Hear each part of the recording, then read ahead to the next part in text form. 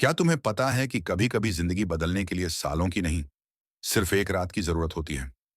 एक ऐसी रात जो तुम्हें तोड़ भी सकती है और बना भी सकती है। लेकिन फर्क इस बात से पड़ता है कि उस रात तुम भागते हो या ठहरते हो।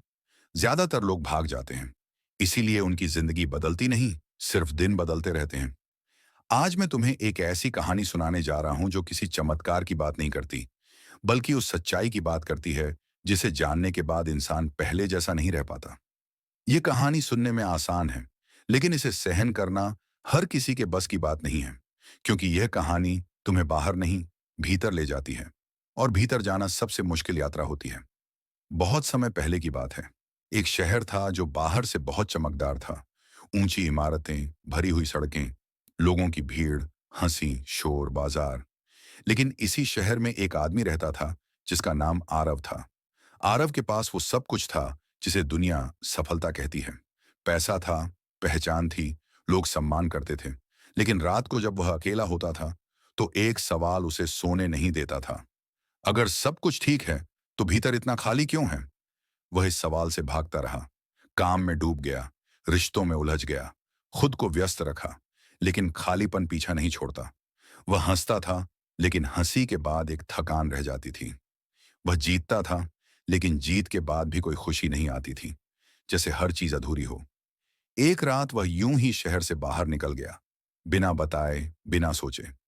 सड़क सुनसान थी, हवा ठंडी थी, आसमान में तारे थे, लेकिन शहर की रोशनी में वे फीके लग रहे थे।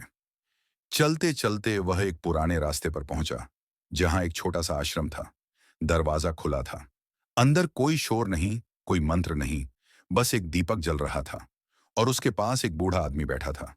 उसकी आंखों में अजीब सी शांति थी, ऐसी शांति जो सवाल नहीं करती, बस मौजूद रहती है।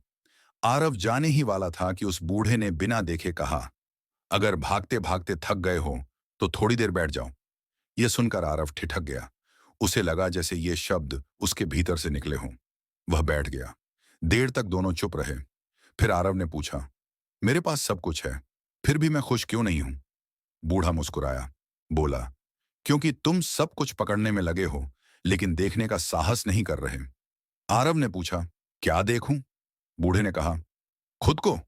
उस रात बूढ़े ने कोई उपदेश नहीं दिया, कोई ज्ञान नहीं बांटा, बस कहा, आज रात जागते रहो, जो मन में आए उसे देखो, रोकने की कोशिश मत करना। आरव को यह आसान लगा, लेकिन जैसे जैसे रात गहरी हुई, भीतर का शोर तेज होता गया। पुरानी यादें, असफलताएं, डर, गुस्सा, पछतावा, सब बाहर आने लगे। वह बेचैन हो गया। कई बार उठा, भागना चाहा, लेकिन हर बार बूढ़े की शांत मौजूदगी उसे रोक लेती। एक समय ऐसा आया जब आरव थक गया, लड़ते लड़ते हार गया, और उसी हार में पहली बार उसे शांति मिली। जैसे मन ने कहा, ठीक है, अब मैं रुकता हूं। उस पल आरव ने कुछ महसूस किया जिसे शब्दों में कहना मुश्किल है। जैसे भीतर की गांठ ढीली हो गई हो, जैसे वर्षों से बंद कोई खिड़की खुल गई हो। सुबह हुई, सूरज निकला, सब कुछ वैसा ही था, लेकिन आरव वैसा नहीं था। बूढ़े ने कहा, यह पहली रात थी, तुमने देखा कि तुम्हारा दुख बाहर से नहीं, भीतर से आता है। फिर उसने आरव से कहा, अब जाओ, जिंदगी को देखो, लेकिन इस बार भागना मत। आरव वापस शहर लौटा। वही काम, वही लोग, वही हालात।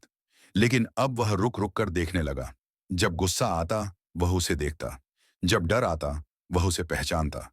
और हैरानी की बात यह थी कि जिन्हें वह दुश्मन समझता था, वे भावनाएं कमजोर पड़ने लगीं। एक दिन उसने देखा कि वह बिना किसी कारण मुस्कुरा रहा है। पहली बार उसे लगा कि खुशी कोई चीज नहीं, एक स्थिति है। कुछ महीनों बाद वह फिर आश्रम गया। बूढ़ा वहीं था। आरव ने कहा, मैंने बहुत कुछ समझा है, लेकिन एक डर अभी भी है, सब कुछ छिन जाने का डर।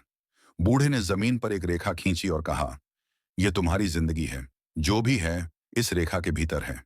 एक दिन यह रेखा मिट जाएगी। अब बताओ, डर किस बात का है? आरव चुप हो गया।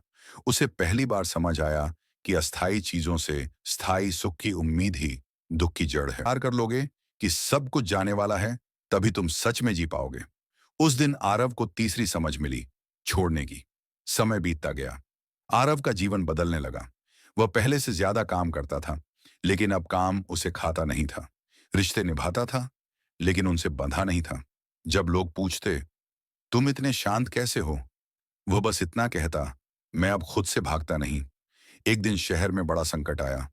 अफवाहें फैलीं, लोग डरे, हिंसा की स्थिति बन गई। वही आरव, जो पहले ऐसे हालात में खुद को बचाने में लग जाता, अब आगे खड़ा था। उसने लोगों से कहा, डर बाहर नहीं है, डर हमारे भीतर है। अगर हम उसे पहचान लें, तो बाहर की आग खुद बुझ जाएगी। कुछ ने उसकी बात मानी, कुछ ने नहीं। लेकिन जिन लोगों ने मानी, उनके चेहरों पर वही शांति थी जो कभी आरव ने उस बूढ़े की आंखों में देखी थी। रात को आरव अकेला बैठा था। उसे लगा जैसे कोई भीतर से कह रहा हो, यही असली यात्रा है। उसे समझ आ गया कि वह कहानी, जो एक रात में शुरू हुई थी, अब दूसरों की जिंदगी में रोशनी बन रही है। और अब सवाल तुम्हारे लिए है, क्या तुम भी भाग रहे हो? क्या तुम्हारे पास सब कुछ होते हुए भी भीतर खालीपन है?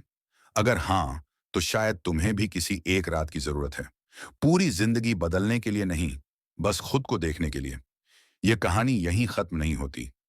ये तब शुरू होती है जब वीडियो बंद होता है, जब अगली बार गुस्सा आए और तुम रुक जाओ, जब डर आए और तुम उसे देखो, जब लालच बुलाए और तुम मुस्कुराकर मना कर दो।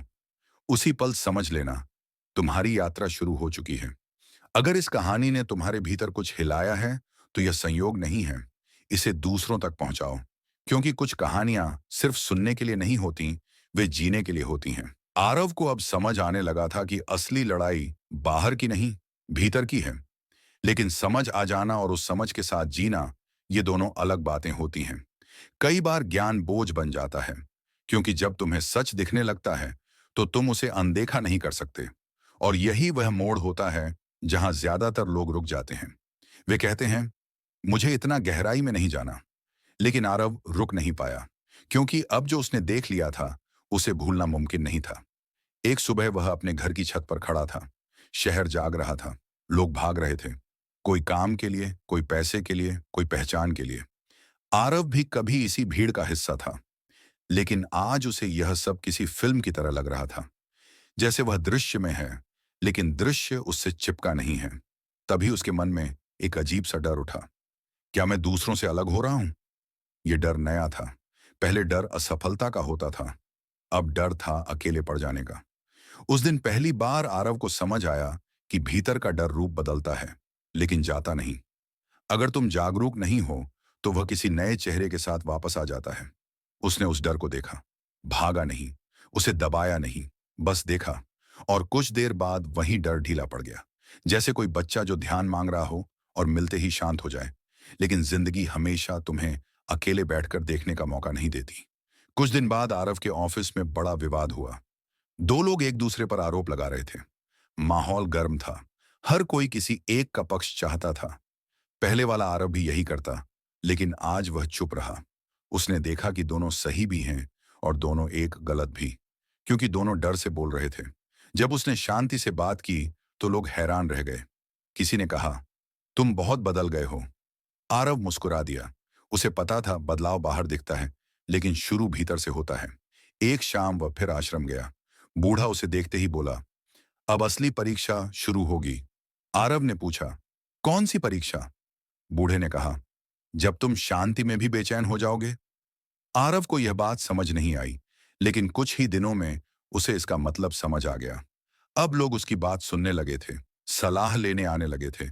उसे सम्मान मिलने लगा, और इसी सम्मान के साथ एक नया खतरा आया, अहंकार। मन कहने लगा, देखो, तुम दूसरों से आगे निकल गए हो। यही सबसे खतरनाक मोड़ होता है, जब आध्यात्मिकता भी ईगो को खाना दे देती है। एक रात आरव बहुत बेचैन था। उसे लगा जैसे जो शांति उसने पाई थी, वह फिसल रही है। वह दौड़ता हुआ आश्रम पहुंचा। बूढ़े ने उसकी आंखों में देखा और कहा, तुमने शांति को भी पकड़ने की कोशिश शुरू कर दी है।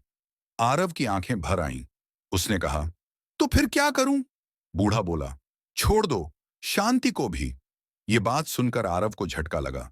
वह सोचता था कि शांति सबसे बड़ा लक्ष्य है, लेकिन अब उसे समझ आया कि लक्ष्य भी बंधन बन सकता है। उस रात उसने फिर जागकर खुद को देखा। इस बार दुख नहीं था, डर नहीं था, बस एक सूक्ष्म गर्व था। और जैसे ही उसने उसे पहचाना, वह पिघल गया।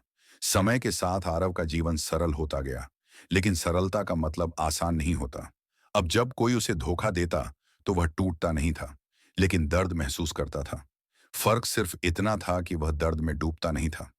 एक दिन उसकी बहुत करीबी व्यक्ति ने उसे छोड़ दिया, बिना वजह, बिना समझाए। पुराना आरव बिखर जाता, लेकिन इस बार वह बैठ गया।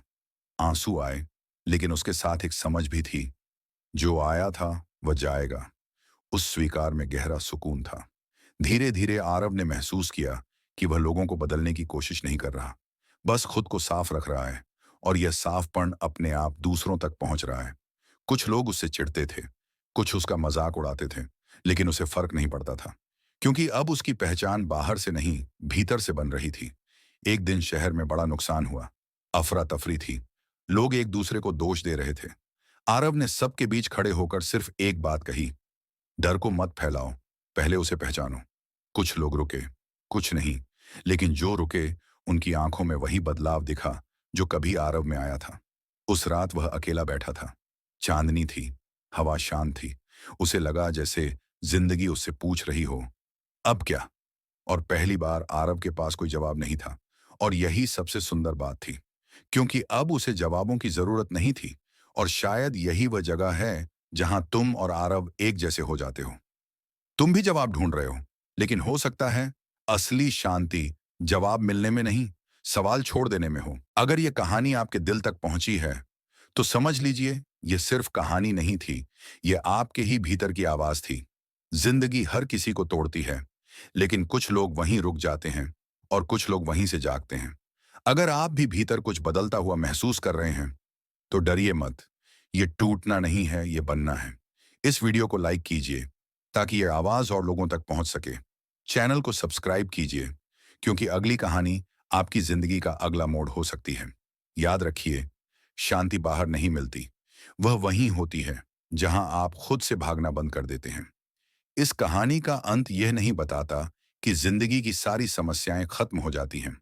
अंत यह बताता है कि इंसान बदल जाता है। आरव ने दुनिया नहीं बदली, उसने देखने का नजरिया बदल लिया। डर अब भी आता है, लेकिन वह उसे चलाने नहीं देता। दुख अब भी होता है, लेकिन वह उसमें डूबता नहीं। उसने सीख लिया कि जो चला जाता है वह था ही अस्थाई, और जो भीतर शांत रहता है वही सच्चा सहारा है। इस कहानी का परिणाम यही है, शांति कुछ पाने से नहीं आती, शांति कुछ छोड़ देने से आती है। और जब इंसान भीतर से स्थिर हो जाता है, तो बाहर की हर आंधी उसे हिला नहीं पाती। यही इस कहानी का असली अंत। दोस्तों, अगर आज की बात ने आपके दिल को छुआ है, अगर एक पल के लिए भी आपको यह महसूस हुआ है कि हाँ, मैं बदल सकता हूं, मैं बेहतर बन सकता हूं, तो बस इतना याद रखिए, वीडियो यहां खत्म होता है, लेकिन आपकी लड़ाई नहीं। आप जहां खड़े हैं वहीं से शुरुआत कीजिए। छोटा कदम हो, बड़ा कदम हो, लेकिन कदम आपका होना चाहिए।